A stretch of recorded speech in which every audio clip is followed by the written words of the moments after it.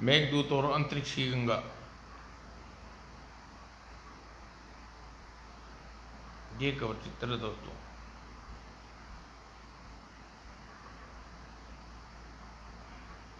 Ship 000 अंतरिक्ष के एक विचित्र क्षेत्र में। कमांडर मेघदूत, लगता है हमारा शिप किसी अथाह गहरे सागर में गोते लगा रहा है। क्या? यस कमांडर, हमारे शिप के चारों ओर पानी ही पानी है, लेकिन यह पानी लाल रंग का है। ओह, यह तो बिल्कुल खून की तरह प्रतीत होता है, और जैसे हमारा शिप किसी खूनी की गंगा से गुजर रहा है। बिल्कुल ठीक कहा आपने कमांडर, ये मेघदूत। यह तो गनीमत है कि हमारा शिप इस समय पूरी इस तरह से बना गया है कि जल, थल, हवाई मार्ग और अंतरिक्ष सभी जगह पर हमें उपयोग मिला सकते हैं। न जाने अंतरिक्ष की इस खूनी गंगा से हमारे शिप को कितनी देर में निकलेगा। मैं चाहता हूँ कमांडर मेघदूत, हमारा शिप इस अंतरिक्ष गंगा में आग फंसा। दरअसल दूर से ही तो जरा भी अभ्यास नहीं होता था कि किसी ग्रह, नक्षत्र, अंतरिक्ष में इस प्रकार कोई नदी बह रही होगी। कुछ देर बाद कमांडर मेघदूत, खूनी गंगा गायब हो गई है। सामने अजीब सी धरती दिखाई दे रही है, जहां हमारे अपने आपके जैसे आदमी उड़ रहे हैं। वाह, खूब! यह ग्रह बहुत सुंदर है, और इसके रहने वाले इंसान भी बहुत सुंदर थे। मेघदूत ने इस ग्रह की सभ्यता को नजदीक से देखने का निश्चय किया। उसने अपना ट्रांसमीटर होकर ग्रह के एक निर्दिष्ट स्थान पर प्रकट हुआ, जहाँ चारों तरफ हरियाली और भांति भांति के सुंदर फूलों का बगीचा था। वह बहुत सुंदर, वाह, बहुत सुंदर जगह है। चारों ओर कैसी मादक खुशबू फैली है, बिल्कुल हमारी धरती का सा वातावरण लग रहा है। अचानक किसी एक सुरीली संगीत की आवाज किसकी है? राजकुमारी जी, कहिए न राजकुमारी जी, आदित्य आपको कैसे लगे? राजकुमार आदित्य आपको कैसे लगे? लोग कहते हैं कि आर्य देश के राजकुमार आदित्य बहुत सुंदर है, पुरुष है, धरती पर कहीं नहीं है। हमारी राजकुमारी अलका कौन सी किसी से कम है? राजकुमारी जी सूर्य देश की ही नहीं, बल्कि धरती की सबसे खूबसूरत नारी है। यहाँ तो लोग के नाम भी धरती के नाम जैसे हैं, और हमारी धरती की तरह यहाँ भी कई देश हैं, और भाषा कमाल की है। यहाँ हिंदी है। जरा सुनो, और क्या बातें कर रही हैं यहाँ की नारियाँ। देखो, तुम मुझे कुछ देर के लिए बगीचे में अकेली रहने दो, मुझे तंग न करो। राजकुमारी जी के आदेश पर उसकी सहकियाँ बगीचे से चली गई। मेघदूत ने राजकुमारी का चेहरा फूलों के बीच छिप कर देख रहा था। राजकुमारी सचमुच बहुत सुंदर है, किंतु कुछ ही क्षणों में राजकुमारी जी की एक सहेली वहां दौड़ी हुई आई। राजकुमारी, राजकुमारी, गजब हो गया! आर्य देश के राजकुमार आदित्य शशांशु का अपहरण कर लिया। क्या है? नहीं, ऐसा नहीं हो सकता। उधर सूर्यदेश राज दरबार में भी यही चर्चा थी। दुष्टता के लिए क्षमा चाहता हूँ महाराज। शशांशु ने धमकी दी है, यदि सिद्धि राजकुमारी अलका का ब्याह उससे नहीं किया गया तो सूर्यदेश के आर्य देश दोनों धूल में मिला देगा। ओ नहीं, हम उस कुरूप बोने बूढ़े के साथ अपनी फूल सी बच्ची का ब्याह हरगिज नहीं कर सकते। किंतु महाराज, आप तो जानते हैं शशांशु का धमकी कोई धमकी नहीं है, मगर हम क्या करें सुबुसेन, हमें तो कोई रास्ता नहीं सुझाई देता। उधर दूसरी ओर, अरे राजकुमारी जी जब बेहोश हो गई, क्या करूं? महारानी को खबर करूं? राजकुमारी की सहेली तुरंत बगीचे में प्रस्थान कर गई। देखूं क्या राजकुमारी को? तभी मेघदूत राजकुमारी के निकट पहुंचा। राजकुमारी ने इस ग्रह पर के बारे में सब कुछ जान सकता हूँ। मेघदूत राजकुमारी को बाहों में उठाकर ट्रांसमिट होकर राजकुमारी सहित 00 में पहुंच गया। कमांडर मेघदूत, यह किस लिए आए आप?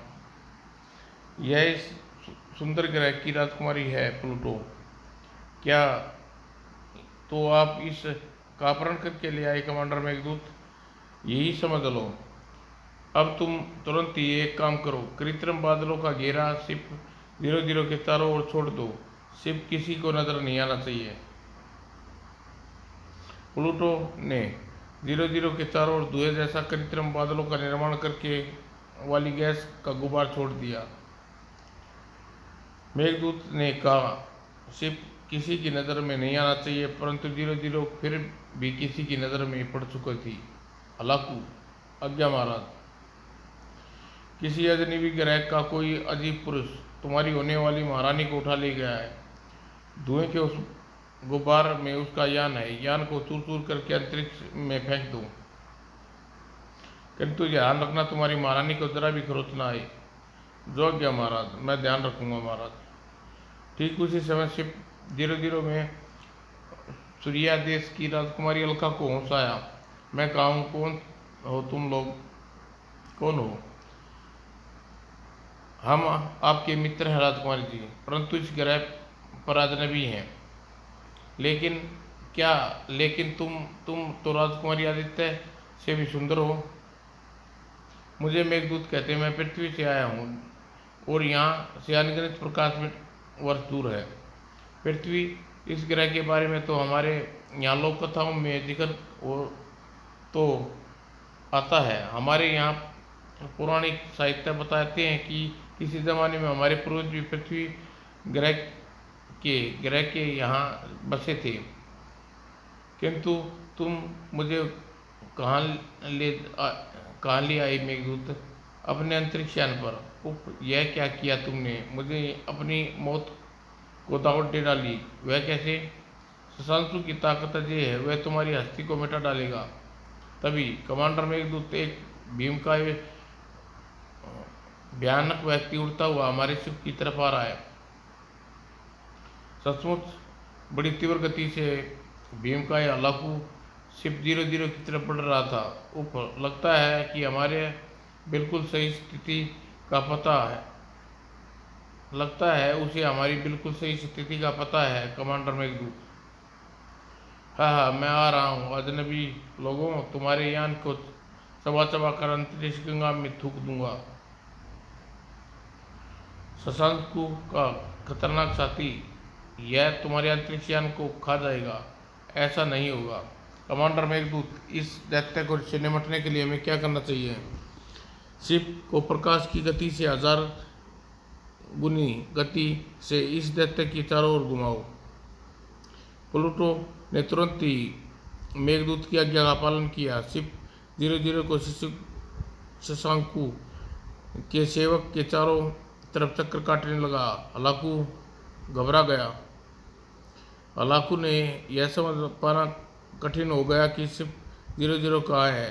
एक स्थिति में स्थिर हो गया। हलाकू आक्रमण क्यों नहीं कर रहा? समझा, यह यान को सही स्थिति नहीं जान पा रहा। किंतु इस चालाकी का जवाब अंतरिक्ष यान वालों को, अजनबियों को ऐसा भयानक दूंगा कि शशांकु से दुश्मनी हमेशा के लिए याद रह जाएगी। ये है अंतरिक्ष में भी जीवित रह सकने वाला वायरस जीव, जिसके जीवित रहने के लिए किसी भी गैस की आवश्यकता नहीं। हाँ, और ये नन्हे नन्हे जीव प्रकाश की गति से हजारों गुना तेजी से शून्य में तैरते हैं और अपने सामने वाले हर चीज में छेद करते चले जाएंगे। उधर शिप 00 में सचमुच आपने कमाल कर दिखाया मेघदूत। हलाकू हमारी दिशा के बारे में भ्रमित हो गया है और इस जार के अंदर है ये वायरस जीव अपनी आकृति से 1000 गुने बड़े दिखाई दे रहे हैं, फिर भी इतने छोटे हैं कि वास्तविकता आकृति इन्हें देखा नहीं जा सकता। और शशांशु योजना बना रहा था। ऐसे करोड़ों वायरस जीव से भरा है अजनबियों से भरा जार अजनबियों के अंतरिक्ष यान पर फेंकूंगा। गुरुत्वाकर्षण निरोधक बल द्वारा इसके अंतरिक्ष में जार सहित फेंकता हूँ। फिर जार को मुंह रिमोट कंट्रोल द्वारा खोल दूंगा। उधर शिप 00 में मेघदूत और उसके साथी हर तरह से हमले का सामना करने के लिए तैयार थे। प्लूटो शिप के चारों ओर दूरदर्शक किरणें का जाल फैला दो। दर्शक के रूप हमें आक्रमणकारी से दूरी से दिखाई दी जाए। शशांशु ने देर न की। वायरस 00 से भरा जार उस मेघदूत शिप की ओर फेंक दिया गया और फिर रिमोट कंट्रोल द्वारा जार का ढक्कन खोल दिया गया। बढ़ाम जार से निकलने नन्ही गति के सूक्ष्म वायरस जीव निकलकर शिप 00 की ओर बढ़े। वायरस जीव लाखों करोड़ों की संख्या में थे, किंतु सेकंड या 10वें हिस्से से भी कम समय में धूल के गुबार की सी एक झलक मेघदूत ने देख ली। तुरंत ही, यह क्या कमांडर मेघदूत, यह यान को तीव्र गति से अंतरिक्ष के नीचे, बेहद नीचे क्यों कर लिया। शशांशु के साथी हलाकू डर गए। क्या मेघदूत, आप कुछ भी कह सकती हैं राजकुमारी जी, मैं डरपोक नहीं हूँ, बिल्कुल बेवकूफ़ भी नहीं हूँ। मैं अपने आप को सर्वशक्तिमान नहीं समझता, किंतु हलाकू ने अपने यान को एकाएक दूर ले जाने का कारण समझ में नहीं आया। टीवी स्क्रीन पर देखिए, धूल का गुबार। मेघदूत ने अपनी बात पूरी न कर पाया क्या था कि तभी टीवी स्क्रीन पर जो दृश्य दिखाई देने लगा वह यही था। और थोड़ी देर में बाद विनाशकारी वायरस जीव हलाकू के शरीर के काफी हिस्सा खा गए थे और कुछ ही क्षणों बाद अंतरिक्ष से हलाकू का अस्तित्व खत्म हो गया चुका था। यह दृश्य देखकर शशांशु ने भी देखा। शशांशु बुरी तरह जल्ला उठा और वायरस जीवों का वह समूह प्रकाश की गति से हजारों गुना तेजी से अंतरिक्ष की खून की गंगा में से गुजरा। और जब वायरस जीव का समूह अंतरिक्ष की गंगा से आगे निकल गया तो अंतरिक्ष गंगा में अपनी जगह गायब हो चुकी थी। सिर्फ कहीं कहीं अंतरिक्ष में लाल रंग का पानी जैसा खून चिन्ह अंतरिक्ष में रह गए थे और वायरस जीवों का समूह प्रकाश की तेजी से न जाने कितनी दूनी गति से आकाशगंगा की सीमा में आगे निकल गया। कितनी दूर, कहाँ, अनुमान लगाना कठिन था। उधर शशांशु को जब काफी देर बाद सामान्य हुआ तो अजनबी ग्रह के इस यान को बचने तो हरगिज नहीं दूंगा। कुछ वायरस जीव मेरे पास अभी भी हैं, उन्हें करोड़ों वायरस जीव उत्पन्न कर सकता हूँ मैं। दूसरी ओर शिप 00 पर राजकुमारी जी, जैसे कि मेरा अनुमान था, शशांशु इस समय बहुत जल्ला गया होगा। यदि आप अपने प्रेमी राजकुमार आदित्य की कैद से छुड़ाना चाहे तो इसी समय शशांशु पर हमला किया जा सकता है, लेकिन आप शशांशु को परास्त नहीं कर सकेंगे। हमें शशांशु को परास्त कर सकने में कोई दिलचस्पी नहीं है।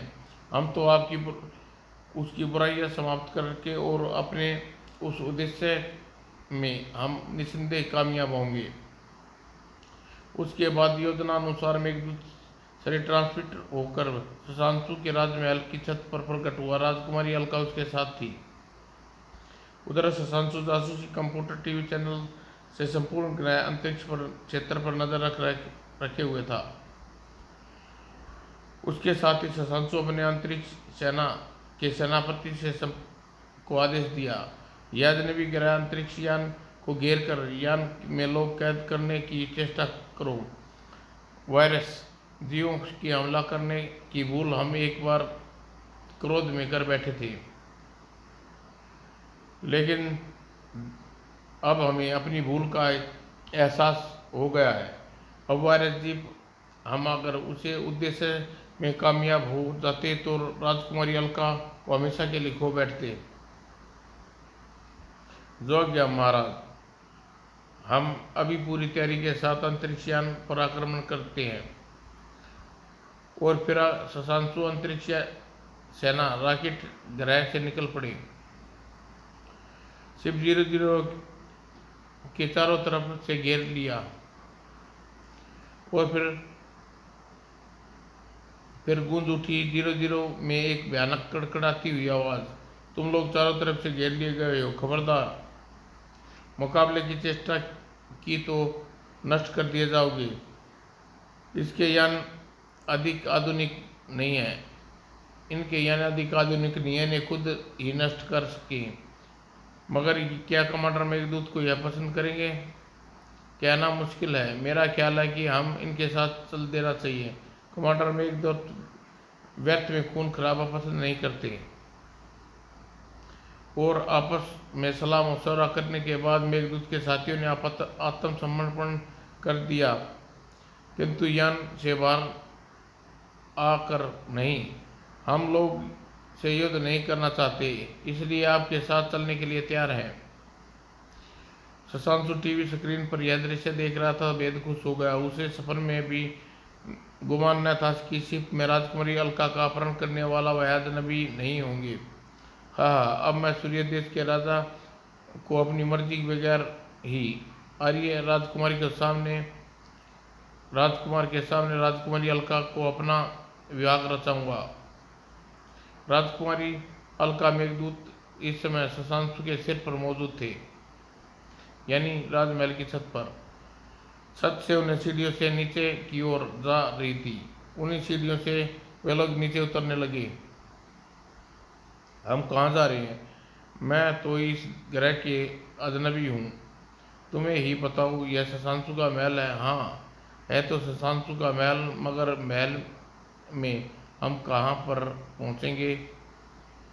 मेघदूत का उत्तर देने की आवश्यकता नहीं पड़ी, क्योंकि सीढ़ियों से उतरकर गैलरी पार करते ही दूसरी गैलरी के सामने ही रोक लिया। शशांशु के एक सैनिक ने। रुक जाइए, तुम कौन हो? तुम्हारी तरह इंसान। मगर अब तुम हमारे राज्य के तो नहीं लगते। राजमहल में कैसे आए तुम? ऊपर से, छत के रास्ते से, यानी उड़कर आए हो तुम। किंतु तभी उस सैनिक ने राजकुमारी अलका पर निगाह पड़ी, पहचान गया। अरे राजकुमारी अलका, तुम्हारे साथ। रुक जाओ, तुम यहाँ से कहीं नहीं जा सकते। मगर हमें तुम्हारे महाराज शशांशु से मिलना है। मैं उन्हें अभी खबर करता हूँ। दीवार पर हैंडल लगा। सैनिक ने हैंडल को खींचने के लिए दीवार की ओर बढ़ा। मेघदूत ने छलांग लगा दी सैनिक पर और उसकी तलवार वाले हाथ पर करारा वार किया। तलवार सैनिक के हाथ से छूट कर गिर गई। अलका ने तलवार फुर्ती से राजकुमारी अलका ने कब्जा किया। अब तुम पहले ही हमें यह बताओ कि राजकुमारी आदित्य कहाँ कैद किया गया है?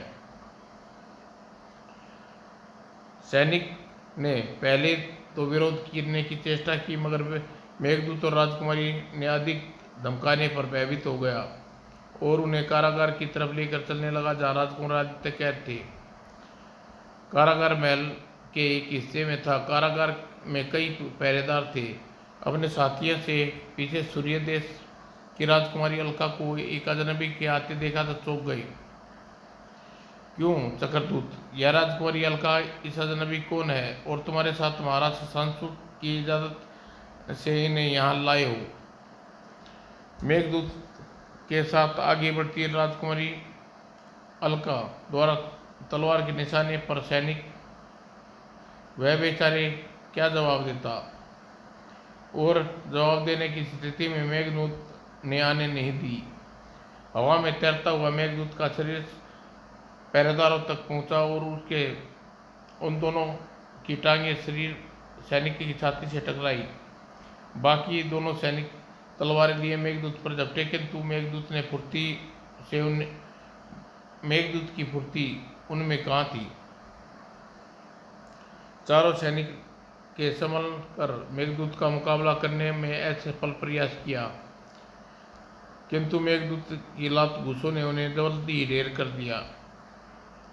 ये तो गए काम से, अब कारागर की ताले की चाबी मिले तो बात। इस ताले के लिए चाबी की जरूरत नहीं है, इसे तो मैं यूं ही तोड़ देता हूँ। और मेघदूत ने ताला हाथ में थमा और एक झटके में तोड़ दिया। राजकुमारी अलका ने भी घूसा सैनिक चक्रदूत की गर्दन पर जमा कर उसकी गर्दन तोड़ दी तड़ा। फिर दरवाजे को खोलकर कारागार में भीतर प्रविष्ट हो गई। कारागार के एक कोने में जंजीरों से बंधा था राजकुमार आदित्य। उसके निकट हूबहू से सांसु जैसा एक व्यक्ति। अरे राजकुमारी अलका, हम आपको आज़ाद कराने आए हैं राजकुमार जी, लेकिन तुम से पहले आप महाराज शशांशु को आज़ाद कीजिए। महाराज शशांशु इस कैद खाने में? हाँ, मैं शशांशु हूँ। मेरी जगह यह शासन करने वाला मेरा भाई शंकांशु, जिसके मेरे हमशक्ल होने का फायदा उठाकर अंतरिक्ष में खून की गंगा बहा दी है। अंतरिक्ष में खून की गंगा? राजकुमारी अलका, तुमने इस अजनबी का परिचय नहीं दिया। यह हमारा मित्र पृथ्वीवासी मेघदूत। अंतरिक्ष में बहने वाली खून की गंगा के बारे में एक प्रश्न कर सकता हूँ महाराज शशांशु? अवश्य। राजा शशांशु ने अनुमति पाकर मेघदूत ने उसे अंतरिक्ष में गंगा के बारे में बताया जिसमें उसका यान गुजरा था। फिर उसके बारे में पूछा तो आज से वर्षों पहले शशांशु धोखे से मुझ पर राजमहल में स्थित विशिष्ट कैदियों को कारागार में कैद करने के बाद संपूर्ण ग्रह के सम्राट बनने के लिए एक भयानक अंतरिक्ष युद्ध किया। उस युद्ध की लपेट में इस ग्रह के लगभग सभी देश आ गए। ग्रह की 3/4 आबादी नष्ट हो गई। करोड़ों सैनिक को ग्रह का पर्यावरण दूषित होने से बचाने के लिए अंतरिक्ष में तैरते हुए युद्ध करना पड़ा। अंतरिक्ष में करोड़ों सैनिक मारे गए, जिसमें खून शून्य के चारों ओर नदी के रूप में बहने लगा और अंतरिक्ष में तैयार हो गई खून द्वारा एक अंतरिक्ष गंगा। युद्ध में करोड़ों देश बिल्कुल नष्ट हो गए। युद्ध में करोड़ों देश बिल्कुल नष्ट हो गए। इस ग्रह में कुछ देश बचे, किंतु अब मेरा हमशक्ल भाई शशांशु अपनी शक्ति भी काफ़ी बढ़ा चुका होगा। ओ तो वह शशांशु को पदच्युत कर फिर से आपको राजा बनाना भी अनिवार्य है। मेघदूत ने सावधानीपूर्वक लेजर किरणों का प्रयोग से कैदी राजा शशांशु और राजकुमार आदित्य की जंजीरें काट दी। मित्र मेघदूत, यदि तुम्हारी मदद नहीं मिलती तो हम इसी कारागार में निश्चित रूप से मर जाना था। हाँ, मुझे शशांशु ने सिर्फ राज्य के अरबों हीरो के गुप्त खजाने का पता जानने के लिए जीवित रखा। शायद अभी तक वह खजाना ढूंढ नहीं सका है। अब आप लोग मेरे साथ आइए। मैं शशांशु कहाँ होगा यह एक विशेष दर्पण द्वारा कुछ ही पलों में जान सकता हूँ। शशांशु ने दृष्टि शस्त्र हमारे पिता ने हम हर हरकत पर नजर रखने के लिए शरीर से बहुत छोटी उम्र में ही एक यंत्र साल चिकित्सा द्वारा स्थापित करवा लिया था। असली राजा शशांशु गुप्त मार्ग द्वारा राजमहल के एक गोपनीय कक्ष में ले गया जिसे शकांशु को भी पता न था। वे चमत्कारी दर्पण वाले कक्ष में पहुंचे जहां शुद्ध से भी युद्ध के भी बहुत हथियार जाल आदि पड़े थे। नकली शकांशु इस समय सम 001 के निकट था। नकली शशांशु यानी शकाचू के आदेश प्रेरित करवाया, अजनबी या नवालो, अगर तुम लोग राजकुमारी अलका को मेरे हवाले कर दो तो तुम सम्मान से इस ग्रह से जाने दिया जाएगा। तभी राजकुमारी अलका इधर है। शकाचू आकाश में उड़ती राजकुमारी अलका द्वारा स्वयं से असली नाम संबोधित किया जाता देख चौंक पड़ा शकाचू। तुम यान से बाहर कब आई? यह तुम्हें हम बताएंगे।